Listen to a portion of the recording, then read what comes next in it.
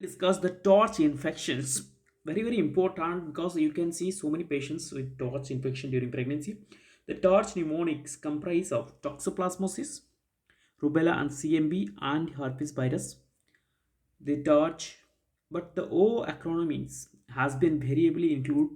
Very important. You have to remember because these are the terms you can easily remember, that is toxoplasma, rubella, CMV, herpes. But O is totally represent to the all the infection like include syphilis, varicella zoster infections, parvovirus infections, and hepatitis B, Zika, and others. These are the torch infection that will cause significant fetal and neonatal morbidity and mortality. As gestational age advances, more chances of fetal transmission except rubella. So basically, though except rubella, the if you go gestational age advance, more chances of fetal transmission except rubella. Rubella usually before 20. So basically, if you go as the gestational age increase, the infection transmission will be more. But in rubella cases, very important, you have to remember rubella is very more prone. Infection is more pronounced in early trimester. That is the first. That is the before 12 weeks gestation is 90% infections, 55% from 12 to 16 weeks, and 45% after 16 weeks. And if the infection occur in the earlier gestation, the severity will be more, and usually the placenta act as a barrier, but thus not all infection lead to fetal involvement. So next is for if at all, what are the complication? If it is first trimester infection will occur, that will cause abortion, the congenital malformation. If it is occur in the later trimester, that will cause stillbirth, preterm labor, FGR.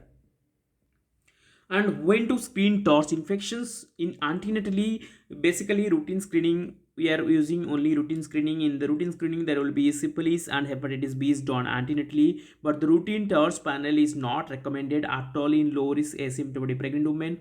It is also unhelpful in the patient with recurrent miscarriages. Torch screening is indicated in presence of fetal hydrops. Very important. What are the indication of torch testing? If you seeing fetal hydrops, unexplained intrauterine growth restrictions, and sonographic markers of fetal infections, unexplained fetal anemia to be screened for parvo B19. Very important statement. And the neonate intrauterine infection may be suspected in newborn if there is hydrocephalus, hydrocephalus, microcephalus, cataract, hearing loss, rhesus, IGR, hepatosplenomegaly, conjugated jaundice, congenital heart disease with above combinations, case-to-case basis, seizure, thrombocytopenia, and jaundice. What are the when to suspect ultrasound signs of suggestive of congenital infection like cranial abnormality, extracranials, and placental? What are the cranial abnormality? Ventriculomegaly, you suspect congenital torch infection, calcifications, intraventricular synecdoche, cerebellar abnormality, Vermeer hypoplasia, cerebellar hemorrhage, calcification, cyst, periventricular pseudocyst, malformation of cortical development, lesioncephaly, polymicrogyria, schizencephaly, microcephaly, and the extracranial malformations. Small for gestational is hypericosonic bowel, hepatomegaly, splenomegaly, liver calcification, ascites, pericardial effusion, skin edema, hydrops or fetal anemia, MCAPSU 1.5, more than 1.5 mom in absence of maternal atypical antibodies. Placental abnormalities, amniotic fluid, placentamegaly, placental calcification, oligo and polyhydramnios, anhydramnios and polyhydramnios. These are the things you have to remember.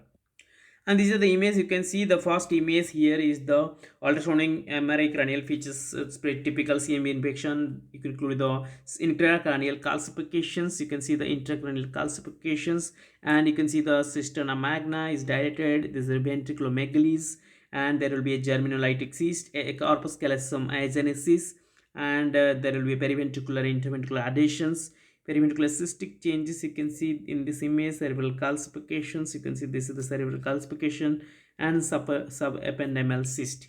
Again, this also the CMV infections, including the it is affect the heart, that will cause splenomegaly, cardiomegaly also, and pericardial effusion also. You can see pericardial effusions, and there will be hydrops and ascites in the abdomens. And is in this place also you can see this placenta is big, placenta and there will be you can see the placental calcification.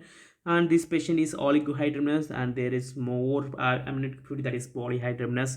So these are the typical features of cytomegalovirus infections in the pregnancy. Then next is typical ultrasound finding of toxoplasma. You can see the ventriculomegaly and ecosonic thickened ventricular wall. So how you will diagnose these congenital infections? In the maternal infection, can you take as a virus specific IgM, IgG? Fetal infection is by invasive testing. Either you go for amniocentesis or fetal cord blood sampling. Basically, this has to be done after 18 weeks of period of gestations or 8 weeks after suspected maternal infections. So, confirmation of fetal infection does not necessarily means that the fetus will definitely affected by the pathogen, but sometimes if the fetus is affected, also there will be no never. Sometimes you not gain any structural abnormality, and even fetus don't exhibit any imaging abnormality, may they have a long-term sequelae in the futures. Next, how will diagnose is the maternal infections IgG in previously seronegative females, IgM with low avidity IgG.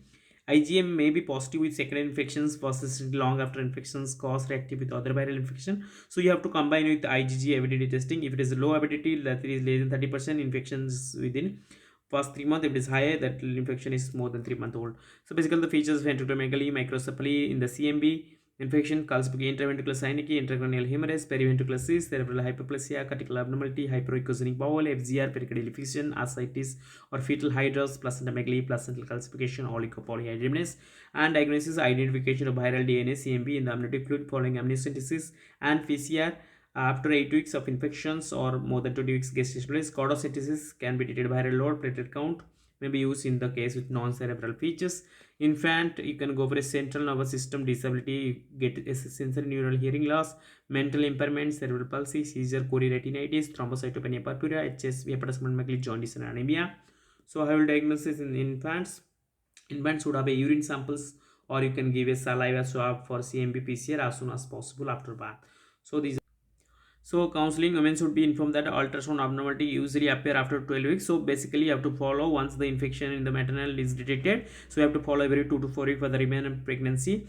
Thickened placenta is a heterogeneous appearance calcification of the placenta before the appearance of fetal infection. Fetal cerebral abnormality is a prognostic indicator for symptomatic fetal CMV infections. Consider ultrasound and MRI complementary in detecting the fetal brain investigation of fetal brain. When both perform the 95% sensitivity, identify the related CNS lead. When both are normal prenatally, the outcome is almost good. MRI is high negative predictive for sensory neural hearing loss and neurological impairment. Normal antenatal does not rule out the risk of SNH in these fetus. The how will manage the CMV infection. Fetal infections confirmed by amniocentesis by more than 8 weeks after seroconversion or reactivation, that is more than 20 weeks of gestational age or more than 8 weeks after the infection on the mother. Detailed targeted ultrasound has to be done every 2 to 4 weeks and plus or minus fetal brain MRI 28 to 32 weeks, and or 3 to 4 weeks later fetal blood sampling testing also can be done. Suppose the patient is asymptomatic, then you go for expected management and until delivery. Clinical auditory and ophthalmological laboratory imaging assessment of neonate has to be done, and you have to go for a placental examination after the delivery. And postnatal treatment is based on the using valgan cyclovir. Long term follow-up has to be required. And if it is present is fetus is mild to moderately symptomatic fetus, considering in utero treatment of using valacyclovir. Severely symptomatic, then termination of pregnancy, placental examination has to be done, postpartum examination has to be done. Due to the lack of RCT, the high dose in congenital CMV infection should be only given in the context of research.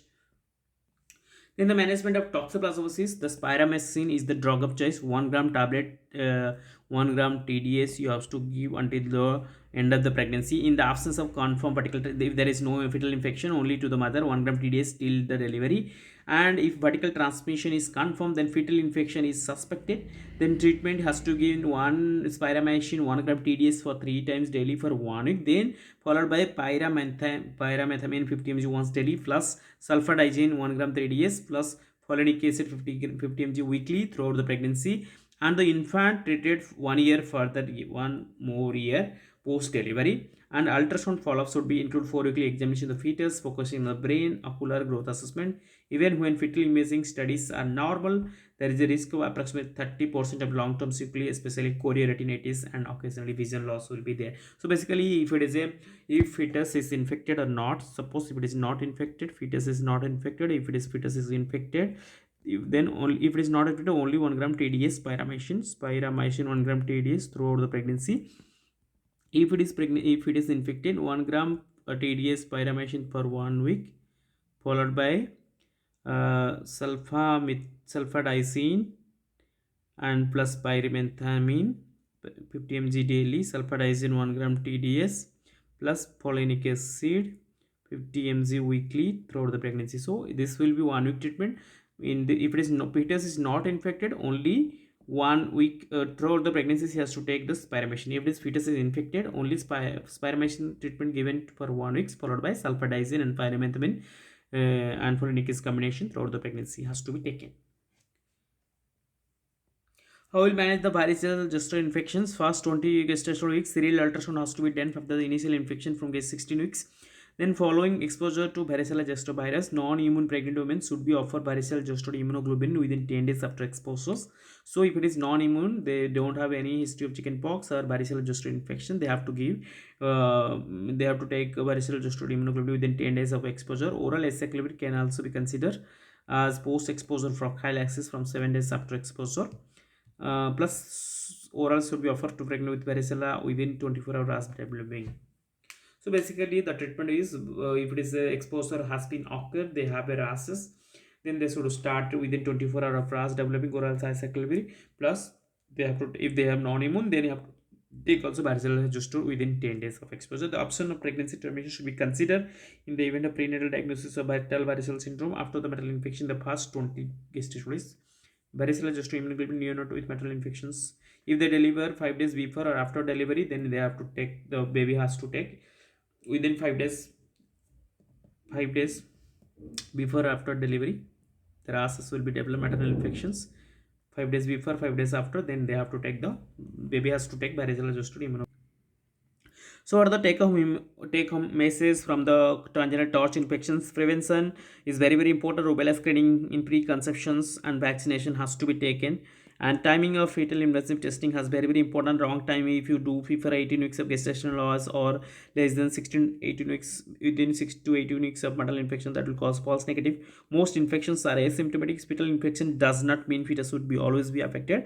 Affected fetus may not show any radiological sign, but serial imaging and counseling has to be done. Long term sequelae, choroiditides, sensory neurons, hearing loss cannot be ruled out, so we should have go for a follow up. So these are the things you have to remember in congenital torch infections. Thank you. Please like subscribe my channel if you like this content. Thank you. Good night.